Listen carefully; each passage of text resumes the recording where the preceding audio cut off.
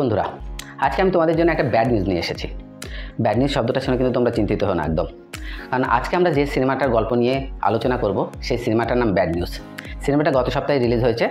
সিনেমাটাতে অভিনয় করেছে বিকি কৌশল, তৃপ্তি দামড়ি এবং অ্যামি ডির্ক। সিনেমার গল্পটা শুরু হয় একটা বিশাল বড়লোক বাড়ির একটা গ্র্যান্ড পার্টিতে। তো সেখানে আমরা দেখতে পাই আমাদের সিনেমার নায়িকা তৃপ্তি দামড়ি, যার নাম সালোনি। সে পার্টি অ্যাটেন্ড করতে এসেছে তার মা এবং তার মাসির সাথে। তো তার মা সবসময় তার পেছনে পড়ে থাকে যে তাকে বিয়ে করতে হবে, বিয়ে করতে হবে, বিয়ে করতে হবে। কিন্তু তৃপ্তি দামড়ি পেশায় একজন শেফ, আর তার জীবনের লক্ষ্য হচ্ছে শেফদের ফিল্ডে যে অ্যাওয়ার্ড সবথেকে বড় মেরাকি অ্যাওয়ার্ড, সেই অ্যাওয়ার্ড উইন করা। এক্ষেত্রে তৃপ্তির যে মাসি, যে চরিত্রে অভিনয় করেছে নেহা ধুপিয়া, সে তাকে পুরোপুরি সাপোর্ট করে। তৃপ্তির মা যখন তাকে বিয়ের কথা বলে, তখন সে বলে যে তার চোখে এমন কোনো ছেলে আজ পর্যন্ত পড়েনি যাকে তার পছন্দ হয় কিংবা যে তাকে বিয়ে করতে চায়।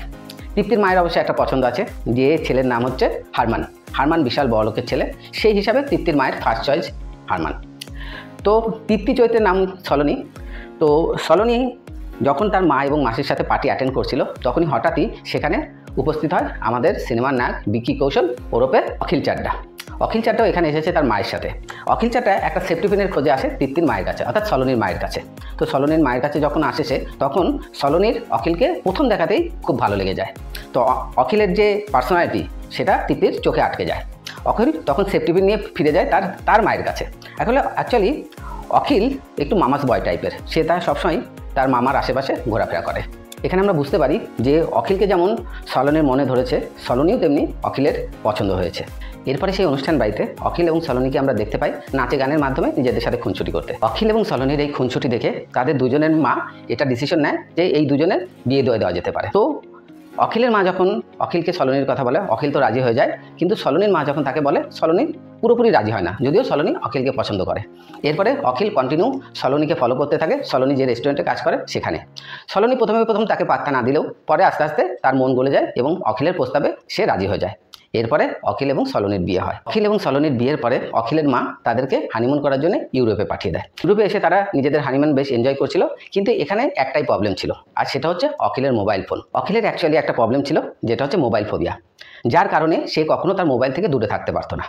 আর দ্বিতীয়ত আরেকটা জিনিস ছিল, অখিলের মা এভরি 5 মিনিট 10 মিনিট অন্তর অন্তর অখিলকে ফোন করতে থাকতো। তো যখনই তারা ইউরোপে তাদের হানিমুনটাকে এনজয় করছে, তখন সবসময় তার মা তাকে ফোন করতে থাকে, যেটা কিনা সলোনির জন্য একটা বিরক্তিকর ব্যাপার হয়ে দাঁড়ায়। অখিলের মায়ের ফোন অখিলের কাছে এমন মুহূর্তে আসতে থাকে যে সলোনি খুবই ইরিটেট হয়ে যায় এই ব্যাপারটা থেকে। তো একটা সময়ে সলোনি এই ব্যাপারটা নিয়ে অখিলকে কমপ্লেন করে। তখন অখিল সলোনিকে একটা অতীতের কাহিনী শোনায়। অখিল যখন একদিন ওভারনাইট পার্টিতে বাড়িতে ছিল না, বন্ধুদের সাথে সে যখন পার্টি করছিল, তখন অখিলের বাবা বাড়িতে অসুস্থ হয়ে পড়ে। অখিলের মা তাকে ফোন করে, কিন্তু ফোন করে অখিলকে পায় না, অর্থাৎ অখিল তখন ফোন রিসিভ করে না। তখন তার মাকে একাই তার বাবাকে নিয়ে সব কিছু করতে হয়, অর্থাৎ তার বাবার দেখাশোনা, ইভেন তার বাবাকে হাসপাতালে নিয়ে যাওয়া, অ্যাম্বুলেন্সের ব্যবস্থা করা, সব কিছু অখিলের মাকে একাই করতে হয়। এবং যার ফলস্বরূপ এটা দাঁড়ায় যে অখিলের বাবা মারা যায়। তো তার থেকেই অখিলের মায়ের এবং অখিলের দুজনেরই এটা মনে হয় যে অখিল যদি সেই দিন সঠিক সময়ে ফোনটা রিসিভ করতো, তাহলে হয়তো অখিলের বাবা সেই মুহূর্তে মারা যেত না। এবং এই কারণবশতই অখিলের মা যখনই ফোন করে, অখিল তৎক্ষণাৎ ফোনটা রিসিভ করে। আর অখিল নিজের কাছে ফোনটা এই জন্যই রাখে সবসময়, যে তার মা যেন কোনো বিপদে আপদে সবসময় তাকে অ্যাভেলেবেল পায়। এই গল্পটা শোনার পরে সলোনি অখিলের এই ফোনোপেবিয়া প্রবলেমটাকে অ্যাকসেপ্ট করে নেয়। এরপরে তারা ইউরোপ থেকে ফিরে আসে। ইউরোপ থেকে ফিরে আসার পর সলোনি অ্যাজ ইউজুয়াল তার কাজে যোগ দেয়। অখিল যেহেতু বড়লোকের ছেলে, তো তার কাজ করার কোনো দরকার পড়ে না। যেহেতু তার কাজ করার কোনো দরকার পড়ে না, সেহেতু সবসময় সে নিজের প্রেম ভালোবাসা ব্যক্ত করার জন্য সলোনির পিছিয়ে পড়ে থাকে। সলোনি যতক্ষণ রেস্টুরেন্ট থাকে, প্রতিদিন কোনো না কোনো কারণে অখিল সলোনির সাথে দেখা করতে চলে আসে। আর যার ফলস্বরূপ সলোনি তার ম্যানেজমেন্টের সামনে যথেষ্ট বিব্রতকর অবস্থায় পড়ে। সলোনির ম্যানেজার প্রথম ব্যাপারটাকে হালকাভাবে নিলেও পরে সলোনিকে সে বলে যে এভাবে চলতে পারে না, তুমি তোমার হাজব্যান্ডকে মানা করো। এই মুহূর্তে অখিল একদিন তার বন্ধুদেরকে নিয়ে পার্টি করার জন্য সলোনির রেস্টুরেন্টে আসে। সলোনি অখিলকে সেখান থেকে চলে যেতে বলে, কারণ অখিলের আসাতে তার কাজের অসুবিধা হয়। অখিল যখন সেখান থেকে চলে যাচ্ছিল, তখন সে লক্ষ্য করে যে সলোনির সাথে একজন কাস্টমার একটু মিসবিহেভ করছে এবং তাকে যথেষ্ট কটু কথা শোনাচ্ছে। যেহেতু অখিল সলোনির হাজব্যান্ড, সেই ভাবনা থেকেই অখিল প্রতিবাদ করে এবং সেই কাস্টমারকে একটু মারধর করে। কাস্টমারকে অখিলের হাত থেকে বাঁচানোর জন্য সলোনি মাঝখানে আসে এবং সে অখিলকে আটকায় এবং সে অখিলকে তৎক্ষণাৎ সেখান থেকে চলে যেতে বলে এবং সে কড়া ভাষায় তাকে গেট আউট বলে। অখিল তাতে নিজেকে বেশ অপমানিত বোধ করে, কিন্তু সে সেখান থেকে চলে যায়। কিন্তু এর রিয়াকশন দেখা যায় রাত্রেবেলা সলোনি যখন বাড়ি ফিরে আসে। তখন অখিল তাকে প্রশ্ন করে কেন সে তাকে অপমান করলো। সলোনি তাকে বলে যে সেটা আমার কাজের জায়গা, আমার কাজের জায়গায় এই সমস্ত ব্যাপার হয়েই থাকে। উত্তরে অখিল বলে যে তুমি আমার মিসেস, তোমাকে যদি কেউ অপমান করে তো আমি তো তার প্রতিবাদ করবোই।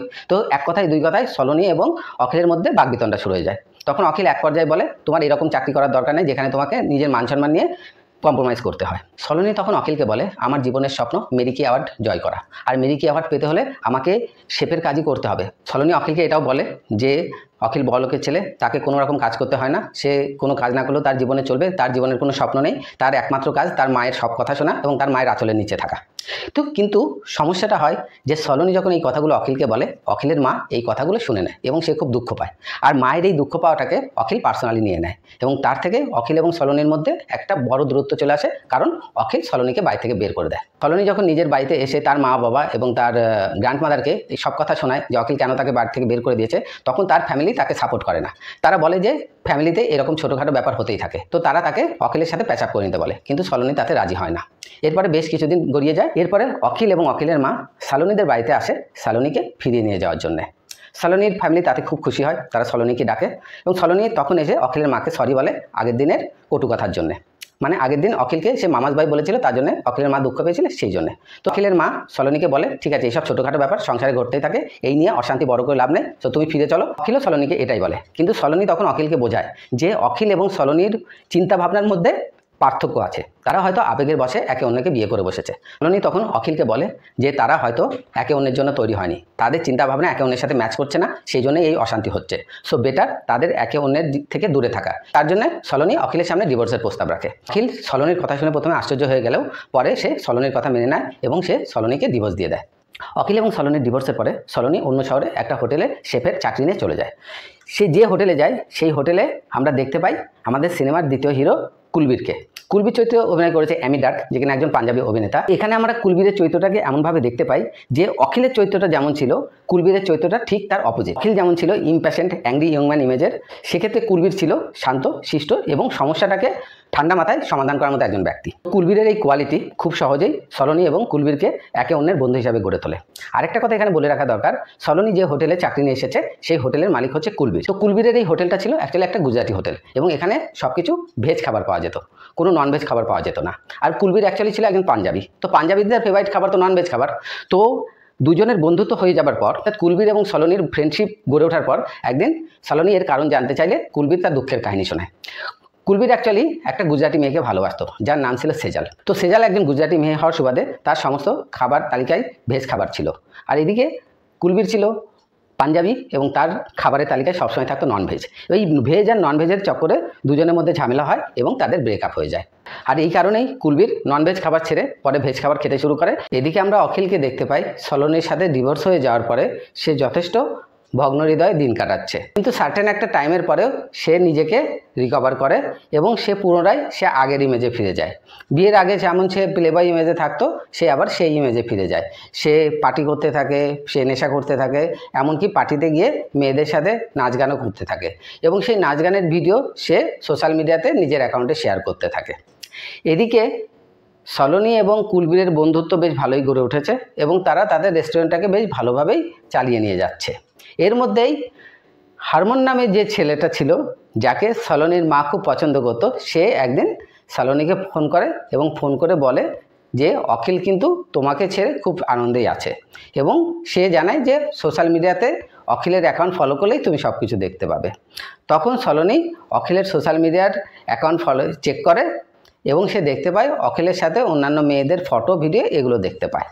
এটা দেখার পরেই সলোনির রীতিমতো মাথায় আগুন ধরে যায় যে অখিল যদি তাকে ছেড়ে আনন্দে থাকতে পারে তো তারও অধিকার আছে নিজের জীবনকে এনজয় করার জন্যে। তো রাগের মাথায় 4-5 প্যাক নিজের গলায় ঢেলে সলোনি সোজা চলে যায় কুলবীরের কাছে এবং সে কুলবীরকে টানতে টানতে নিয়ে যায় বেডরুমে। কুলবীর এবং সলোনির মধ্যে ওয়ান নাইট ফিজিক্যাল রিলেশন গড়ে ওঠে। সকালে যখন সলোনির ঘুম ভাঙে এবং সে যখন নিজের রুমে ফিরে আসে, সে নিজের আলমারির মধ্যে দেখতে পায় অখিল ওয়েট করছে। অখিলকে দেখে সলোনি রীতিমতো চিৎকার করে ওঠে। তখন অখিল সলোনিকে বলে সে তাদের অ্যানিভার্সারি সেলিব্রেট করার জন্য এসেছে। যদিও তাদের ডিভোর্স হয়ে গেছে, তবু সেই দিনটা ছিল তাদের অ্যানিভার্সারি ডেট, বিয়ের 1 বছর পূর্তি। এরপরে অখিল এবং সলোনি কথা বলতে বলতে ইমোশনাল হয়ে যায় এবং একে অন্যের কাছাকাছি চলে আসে, এবং সেই মুহূর্তে অখিল এবং সলোনি দুজনে একে অন্যের প্রতি দুর্বল হয়ে পড়ে এবং তাদের মধ্যে একটা ফিজিক্যাল রিলেশন গড়ে ওঠে। এরপরে অখিল সেখান থেকে চলে যায়। কাহিনী এবার 6 সপ্তাহে এগিয়ে যায়। 6 সপ্তাহ পরে আমরা দেখতে পাই সলোনি এবং তার বুয়াকে ডাক্তারের চেম্বারে। এখানে আমরা জানতে পারি যে সলোনি প্রেগনেন্ট, কিন্তু সলোনি রীতিমতো কনফিউজ হয়ে আছে। যেহেতু সলোনি একই সময়ে কুলবীর এবং অখিলের সাথে ফিজিক্যাল রিলেশনে জড়িত ছিল, তো সলোনি এবার বুঝতে পারছে না যে এই সন্তানের পিতাকে, এটা অখিলের পিতা কি কুলবীরের পিতা। তখন তারা ডাক্তারের পরামর্শ চায়। তো ডাক্তার তখন তাকে বলে যে এর জন্য তোমাকে প্যাটার্নিটি টেস্ট করতে হবে, প্যাটার্নিটি টেস্ট করলেই বোঝা যাবে যে সন্তানের পিতাকে। সলোনির উপর দায়িত্ব পড়ে সলোনিকে অখিল এবং কুলবীরের সাথে কথা বলতে হবে এবং তাদেরকে রাজি করাতে হবে এই প্যাটার্নিটি টেস্টের জন্য। প্রথমত সলোনি অখিলকে গিয়ে বলে যে সে প্রেগনেন্ট। এটা শুনে তো অখিল রীতিমতো আনন্দে আত্মহরা হয়ে যায়, সে রীতিমতো সবাইকে মিষ্টি বিতরণ করতে থাকে। এরপরে সলোনি কুলবীরকে গিয়েও একই খবর দেয়। কুলবীর প্রথমে একটু টেন্স হয়ে যায়, কারণ কুলবীর তার গ্র্যান্ডফাদারকে খুবই ভয় পেত, কিন্তু তবুও কুলবীর সলোনিকে বলে সে এই খবরে সে খুশি হয়েছে এবং সে এই সন্তানের সমস্ত রকম দায়িত্ব নিতে রাজি আছে, সন্তান এবং সলোনি উভয়ের। কিন্তু এর পরে সমস্যা হয় যখন সলোনি তাদেরকে বলে যে সলোনি এটা বুঝতে পারছে না যে তার সন্তানের পিতাকে। তখন অখিল এবং কুলবীর দুজনেই রীতিমতো শকড হয়ে যায় যে সলোনি দুজনের সাথেই সম্পর্কে ছিল। অখিল যখন সলোনিকে চার্জ করে, সলোনি তাকে বলে যে তোমার কোনো রাইট নেই আমাকে এইভাবে বলার, কারণ তোমার আর আমার ডিভোর্স হয়ে গেছে, আর তাছাড়া তুমি অন্য মেয়েদের সাথে আনন্দেই ছিলে। আর কুলবীরের ক্ষেত্রে ব্যাপারটা অন্যরকম ছিল, কুলবীর রাজি হয়ে যায় প্যাটার্নিটি টেস্টের জন্যে।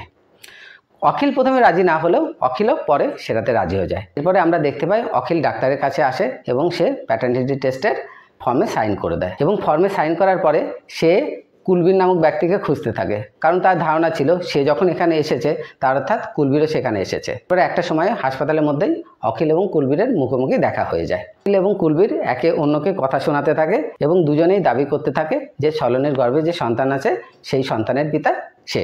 এরপরে তাদের প্যাটার্নিটি টেস্ট হয় এবং আসল ঝামেলা শুরু হয় টেস্টের রেজাল্ট আসার পরে। টেস্টের রেজাল্ট আসার পর অখিল এবং কুলবীর দুজনের যে কনফিডেন্স ছিল যে সলোনির গর্ভের সন্তানের পিতা তারা, তখন ডাক্তার তাদেরকে আশ্চর্য করে একটা অন্যরকম খবর শোনায়, যে খবরটা শুনে তারা দুজনেই শক হয়ে যায়। ডাক্তার বলে যে সলোনির গর্ভে টুইন্স আছে এবং সেই টুইন্সের একজনের পিতা অখিল এবং একজনের পিতা কুলবীর। ডাক্তারের কাছে এই সব খবর শোনার পরে অখিল এবং কুলবীর প্রথম সিদ্ধান্ত নেয় তারা নিজেদের বাচ্চাকে নিজেদের কাছে রাখবে, কিন্তু এখানে বাচ্চাদের সলোনি। সলোনি বলে সন্তানদের মা আমি ডিসিশন নেব কি হবে, আর তোমরা যদি দায়িত্ব নিতে চাও তাহলে দুটো সন্তানের দায়িত্ব নিতে হবে এবং দুটি সন্তান একই জায়গায় থাকবে। আমি আমার দুটো সন্তানকে আলাদা রাখবো না এবং সন্তান দুজনই আমার কাছে থাকবে। অর্থাৎ ব্যাপারটা যেটা হবে সলোনি এবং তার দুটো সন্তান একজনের কাছেই থাকবে, কিন্তু সেই ব্যক্তি কে হবে সেটা নিয়ে হচ্ছে এখন সমস্যা। অখিল এবং কুলবীর দুজনে তখন বলে যে তারা দুজনেই পুরো দায়িত্ব নিতে রাজি আছে, কিন্তু সলোনির মনে হয় যে অখিল এবং কুলবীর কেউই এই দায়িত্ব নেওয়ার পক্ষে যথেষ্ট নয়। সেই জন্যই সলোনি তাদের সামনে প্রস্তাব রাখে যে তোমাদেরকে প্রমাণ করতে হবে যে তোমরা যোগ্য পিতা এবং যোগ্য হাজব্যান্ড হতে পারবে। এরপরে আমরা দেখতে পাই অখিল এবং কুলবীর সলোনির পিঠ পেছে নিজেদের মধ্যে এগ্রিমেন্ট করে, দুজনের মধ্যে সলোনিকে যে বেশি ইমপ্রেস করতে পারবে সলোনি তাকেই বিয়ে করবে। অখিল এবং কুলবীরের মধ্যে একটা ভার্বাল এগ্রিমেন্ট হয়ে যায়। এরপরে অখিল এবং কুলবীর সলোনি যেখানে ছিল সেই হোটেলে চলে আসে। সলোনি প্রথমে একটু আশ্চর্য হলেও সলোনি পরে সেটাকে অ্যাকসেপ্ট করে নেয়। সলোনিরও এটা মনে হয় যে দুজনকেই সুযোগ দেওয়া উচিত। এরপরে আস্তে আস্তে দিন কাটতে থাকে, সলোনির প্রেগনেন্সির টাইমে এগোতে থাকে। সলোনি প্রেগনেন্সি নিয়েই হোটেলের কাজকর্ম চালিয়ে যেতে থাকে, কারণ তাকে মেরিকি অ্যাওয়ার্ডের জন্য অংশগ্রহণ করতে হবে। এর মধ্যে অখিল এবং কুলবীর চেষ্টা করতে থাকে আলাদা আলাদাভাবে সলোনিকে ইমপ্রেস করার জন্য। কুলবীর সলোনিকে ডেটিংয়ে নিয়ে যায়, কারণ কুলবীর এবং সলোনির মধ্যে একটা বন্ধুত্বপূর্ণ সম্পর্ক ছিল, তাদের মধ্যে প্রেম ঘটিত কিছু তখনও হয়ে ওঠেনি। তো কুলবীর এটা ডিসিশন নেয় যে সে সলোনিকে ডেটে নিয়ে যাবে এবং ডেটে নিয়ে গিয়ে তাকে ইমপ্রেস করার চেষ্টা করবে। যে রেস্টুরেন্টে কুলবীর সলোনিকে নিয়ে যায় সেই রেস্টুরেন্টের ওয়েটারদেরকে অখিল আগের থেকেই সেট করে রেখেছিল। কুলবীর যখন খাবার অর্ডার জন্য তাদেরকে ডাকতে থাকে তারা কেউ কুলবীরের কথা শোনেন। কুলবীর যখন উঠে গিয়ে তাদের সাথে কথা বলার চেষ্টা করে অর্ডার দেওয়ার জন্য, তো তখন তারা সবাই চাইনিজ ভাষায় কথা বলার চেষ্টা করে। কুলবীর যখন ওয়েটারদের ল্যাঙ্গুয়েজ বুঝতে পারছে না তখন কুলবীর অনলাইনে ট্রান্সলেটারের সাহায্য নেয় ওয়েটারদের ল্যাঙ্গুয়েজকে ট্রান্সলেট করার জন্য। আর এই মুহূর্তে অখিল কুলদীপকে একটা জায়গায় আটকে দেয়, আটকে দিয়ে তার বাইরে একটা মোবাইল জামার লাগিয়ে দেয় ওইটারদের সাহায্যে, যার কারণে কুলবীর যখনই কাউকে ফোন করার চেষ্টা করে সে ফোন করতে পারে না। ঠিক সেই সময় অখিল সলোনির কাছে আসে এবং যে ডেট কুলবীরের সাথে সলোনির হওয়ার কথা ছিল সেইখানে অখিল সলোনির পছন্দ মতো খাবার অর্ডার করে এবং হিসাব মতো সলোনির সাথে ডেট অখিলের হয়। এরপরে খাওয়া দাওয়ার পরে যখন সলোনি চলে যায় অখিল তখন এসে কুলবীরকে সেখান থেকে বের করে নেয়। কুলবীরকে অখিল বলে সলোনি তো তার কাছেই থাকবে। তো এখানে আমরা দেখতে পেলাম অখিল কুলবীরের ডেটিংকে পুরো ভেস্তে দিল এবং সেই ডেটিংকে কনভার্ট করে নিজের ডেটিংয়ে পরিণত করলো। তো এই ঘটনার পরে কুলবীরও সুযোগ খুঁজছিল অখিলের থেকে বদলা নেওয়ার জন্য। আর কুলবীর এটা খুব ভালো করে জানতো যে অখিলের একটা প্রবলেম রয়েছে, যেটা আমরা আগে বলেছি মোবাইল ফোবিয়া। তো কুলবীর একটা ছোট বাচ্চাকে ফিট করে, সে একটা বাজারের মধ্যে অখিলের পকেট থেকে তার মোবাইলটাকে তুলে নেয়। আর অখিল যখন কিছুক্ষণ পরে তার মোবাইলটাকে তার পকেটে খুঁজে পায় না, সে রীতিমতো পাগলের মতো হয়ে যায়। সে পাগলের মতো দৌড়াদৌড়ি করতে থাকে এবং যতক্ষণ না সে নতুন মোবাইল কিনে তার মধ্যে সিম ভরে ততক্ষণ তার এই পাগলামো চলতে থাকে। অখিল যখন নতুন ফোন নিয়ে তার সিম অ্যাক্টিভেট করে তো সেখানে কুলবীরের ফোন আসে এবং কুলবীর অখিলকে ফোন করে বলে যে সেই এই কাণ্ডটা ঘটিয়েছে। অখিলও তখন তাকে বলে ঠিক আছে আমিও দেখে নেব। তো এরপরে অখিল এবং কুলবীর দুজনেই সুযোগ খুঁজতে থাকে একে অন্যের থেকে বদলা নেওয়ার জন্য, কে কাকে কত বেশি ট্রাবল দিতে পারে এবং সলোনির চোখে কে নিজেকে হিরো প্রমাণ করতে পারে। একজনকে যদি সলোনির চোখে খারাপ করা যেতে পারে অন্যজন অটোমেটিক্যালি সলোনির চোখে বড় হয়ে যাবে। সো এই ফর্মুলা নিয়েই তারা এগোতে থাকে। এর মধ্যে অখিল একদিন দেখতে পায় যে কুলবীর লুকিয়ে চুরিয়ে কোথাও যাওয়া আসা করে। অখিলের একটা সন্দেহ হয়, তো অখিল এক্ষেত্রে সাহায্য নেয় তার ডিটেকটিভ মামার। তাই অখিলের মামা একদিন অখিলকে ফোন করে যে কুলবীরকে এমন একটি জায়গায় যেতে দেখেছে যে সেইটা যদি সলোনি জানতে পারে সলোনি কুলবীরকে আর কোনোদিন অ্যাকসেপ্ট করবে না। অখিলের মামা অ্যাকচুয়ালি যে জায়গাটার কথা বলছিল যেখানে কুলবীর যাওয়া আসা করছে সেটা হচ্ছে রেড লাইট এরিয়া। অখিলকে এখন যেটা করতে হবে সলোনিকে ওই এরিয়াতে নিয়ে যেতে হবে এবং কুলবীরকে হাতে নাতে ধরতে হবে। কিন্তু এদিকে সলোনিরও প্রেগনেন্সির টাইম এগিয়ে এসছে, সেই জন্য সলোনি যথেষ্ট অসুস্থ, সে বাইরে যেতে রাজি নয়। অখিল তাকে অনেক মিথ্যা সত্য বুঝিয়ে তাকে সাথে করে নিয়ে আসে। অখিল সলোনিকে দেখায় কুলবীর স্কুটারে করে কোথাও যাচ্ছে। তো এটা দেখে সলোনির একটু সন্দেহ হয়, কারণ কুলবীর যথেষ্ট বড়লোক এবং তার কাছে ভালো ভালো গাড়ি আছে। তো ভালো ভালো গাড়ি থাকা সত্ত্বেও সে লুকিয়ে চুরিয়ে একটা স্কুটার নিয়ে কোথায় যাচ্ছে। তো সে অখিলের সাথে কুলবীরকে ফলো করে এবং তারা দেখতে পায় যে কুলবীর অ্যাকচুয়ালি একটা রেড লাইট এরিয়াতে একটা ঘরে ঢোকে। তখন অখিল সলোনিকে নিয়ে সেই রুমে ঢুকে যায়। অখিলের তো একটা কনফার্ম ধারণা ছিল এবং বিশ্বাস ছিল যে সেই রেড লাইট এরিয়াতে নিশ্চয়ই কোনো মেয়ের সাথে দেখা করতে এসছে। কিন্তু যখন তারা কুলবীরের রুমে ঢোকে তারা কোনো মেয়েকে দেখতে পায় না, উল্টে তারা দেখতে পায় যে কুলবীর বিছানার উপর একটা প্লেটে চিকেনের বড় বড় পিস সাজিয়ে সেটাকে খাচ্ছিল। সলোনি তাকে জিজ্ঞাসা করে যে তুমি কি করছো এখানে। তখন কুলবীর সলোনিকে বলে আমি তো পাঞ্জাবি আর আমার রক্তে মিশে আছে ননভেজ খাবার, তো আর সেই জন্যেই সবার চোখের আড়ালে এসে এই রুমে বসে আমি ননভেজ খাবার খাই। সলোনি বলে এটা তো লুকানোর কিছু নেই। সলোনি এবং কুলবীরের মধ্যে যখন ঘরের মধ্যে ননভেজ খাওয়া নিয়ে আলোচনা হচ্ছিল অখিল কিন্তু তখনও ঘরের মধ্যে কাউকে খুঁজে চলেছে, কারণ তার বিশ্বাস যে এই রেড লাইট এরিয়াতে কুলবীর চিকেন খাওয়ার জন্য আসেনি, নিশ্চয়ই কোনো মেয়ের সাথে দেখা করার জন্য এসেছে এবং তার সাথে টাইম পাস করার জন্য হচ্ছে। এবং সে প্রমাণ করার চেষ্টা করে যে কুলবীরের চরিত্র খারাপ। অখিলের এই কীর্তিকলাপ দেখে সলোনি ততক্ষণে অখিলের ইন্টেনশন বুঝে যায়। সে অখিলের উপর খুবই রাগান্বিত হয় এবং সেখান থেকে সে চলে যায়। হোটেলের এই ঘটনার পরে কুলবীর এটা জানতে পেরে যায় যে অখিলের ডিটেকটিভ মামা কুলবীরের এই সমস্ত খবর অখিলের কাছে পাস করেছে। তখন কুলবীর তার সোর্স লাগিয়ে একজন পুলিশ অফিসার নিয়ে গিয়ে অখিলের মামার কাছে যায়। অখিলের মামাকে জেল হাজতের ভয় দেখায়। তখন অখিলের মামা বলে যে আমাকে জেলে পাঠাবেন না, আপনারা যা বলবেন আমি সেটা করে দেব। তখন কুলবীর অখিলকে ট্র্যাপ করার একটা প্ল্যান করে।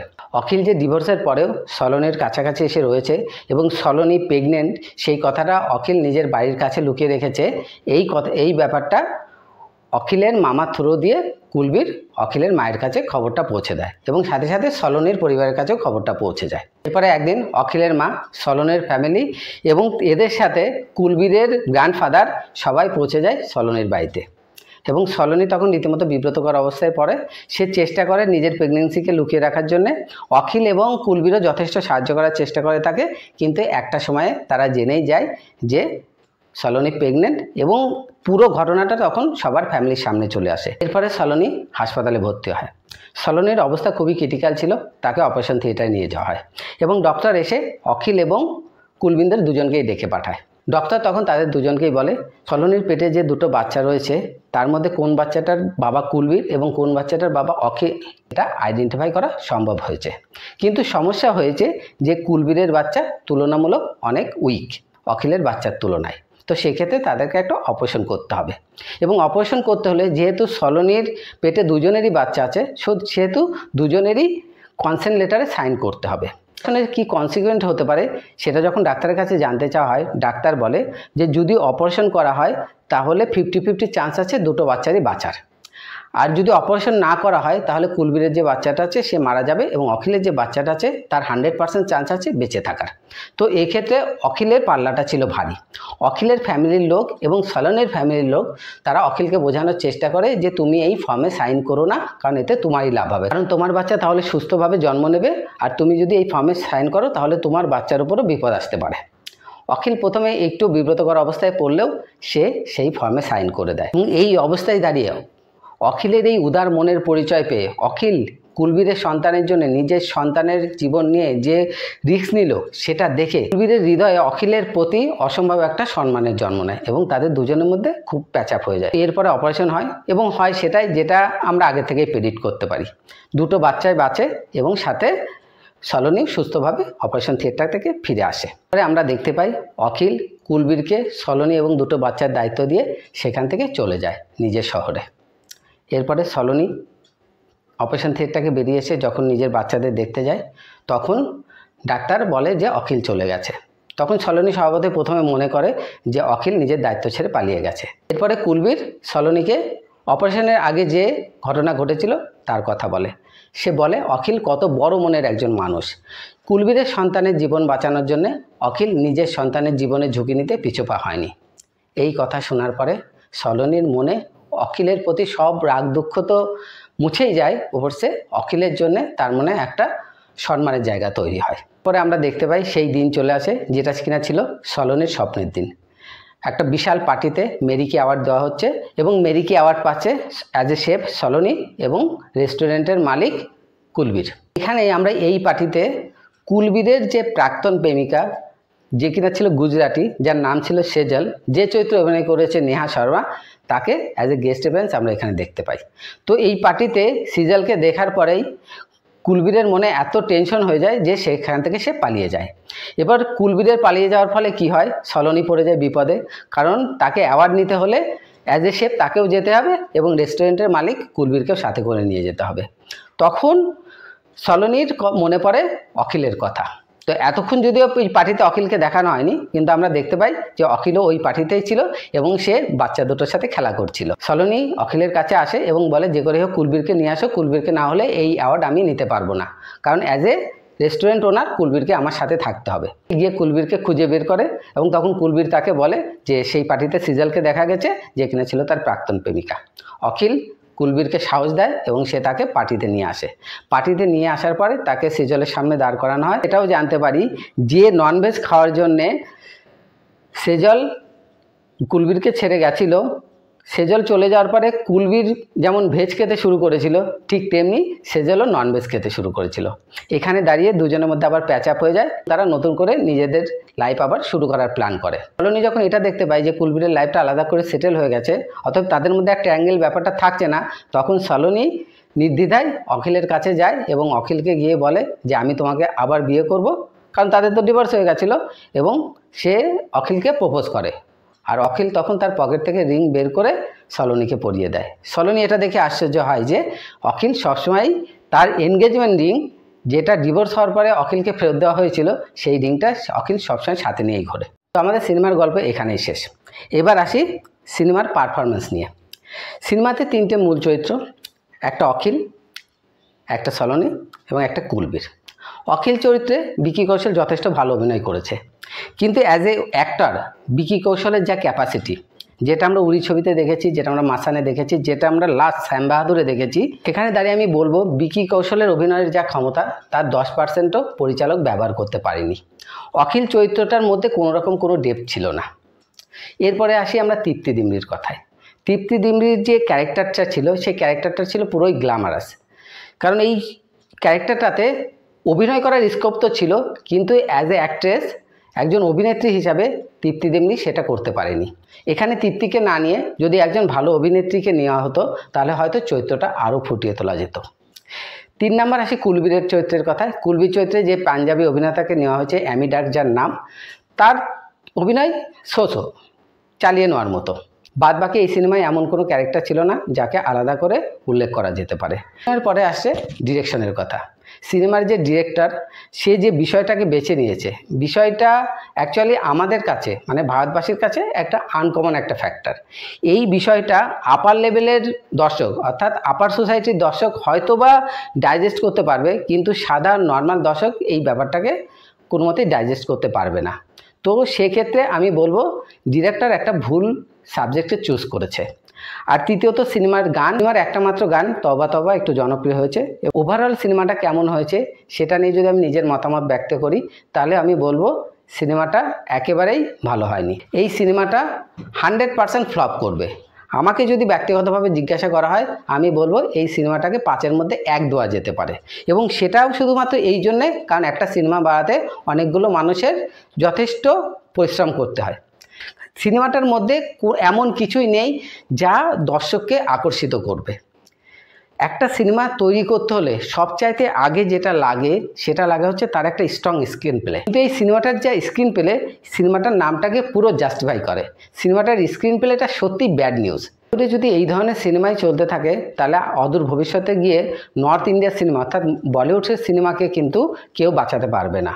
বলিউডে যে লাস্ট কবে একটা ভালো হিট সিনেমা তৈরি হয়েছে যার স্ক্রিন প্লে, যার অভিনয়, যার সমস্ত ডিপার্টমেন্ট ভালো, সেটা খুঁজে পেতে হলে আমার মনে হয় 2-3 বছর আগে চলে যেতে হবে। সে যাই হোক, বলিউডের এখন যে অবস্থা, বলিউডে এখন যে সমস্ত সিনেমা তৈরি হচ্ছে, যে সমস্ত সিনেমা থিয়েটার রিলিজ হচ্ছে, যদি এইরকমই চলতে থাকে তো অ্যাজ এ অডিয়েন্স আমাদের জন্য সেটা খুবই দুঃখের ব্যাপার। এরপরে হয়তো আমাদের শুধু সাউথ ইন্ডিয়ার সিনেমা এবং প্যান ইন্ডিয়ার সিনেমা দেখেই নিজেদেরকে স্যাটিসফাই করতে হবে। সো যাই হোক, সিনেমাটা দেখেছিলাম তাই তোমাদের কাছে গল্প শোনাতে এলাম। আমি রেফার করব মাল্টিপ্লেক্সে গিয়ে এই সিনেমাটা কেউ বেশি পয়সা খরচ করে দেখো না। যদি 50, 100, 150 টাকার মধ্যে টিকিট পাওয়া যায় তাহলে দেখতে পারো।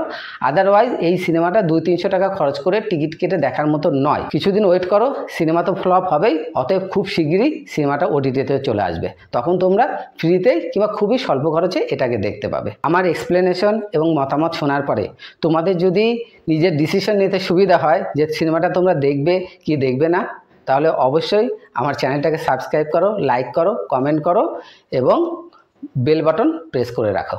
তাহলে পরবর্তীতে কোন সিনেমাটা ভালো এবং কোন সিনেমাটা খারাপ, কোনটা দেখা উচিত কোনটা দেখা উচিত না সেটা তোমরা আগে থেকে হয়তো বুঝতে পারবে।